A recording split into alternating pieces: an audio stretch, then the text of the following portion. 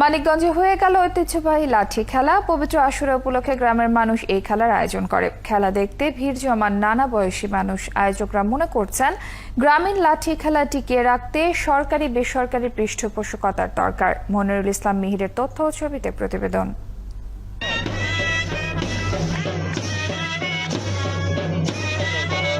মঙ্গলবার সন্ধ্যা থেকে মেঘশিমুল গ্রামের মাঠে ঐতিহ্যবাহী লাঠি খেলা দেখতে জড়ো হন বিভিন্ন এলাকার নানা শ্রেণী পেশার মানুষ।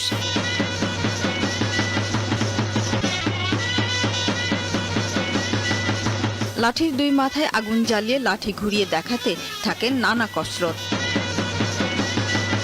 তবে সবচেয়ে আকর্ষণ ছিল বৃদ্ধদের খেলায়। আপনারা সবাই খেলাটি দেখছেন, খুব সুন্দর একটি খেলা। সবাই একটা হাততালি হয়ে যাক, করতালি। আর খেলোয়াড়রা জানান, দর্শকদের আনন্দ দিতেই তারা 20 থেকে 25 বছর ধরে লাঠি খেলছেন। প্রশিক্ষণের মাধ্যমে আমরা নতুন নতুন পোলাপান তৈরি করব।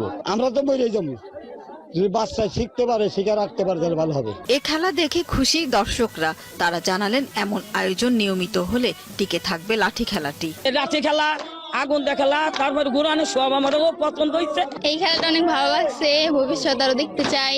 আজকে প্রথম দেখতেছি এই খেলাটা, আমার কাছে অনেক ভালো লাগতেছে। আগের মতো হয় না, তো নাচানো আগের মতো হয় না।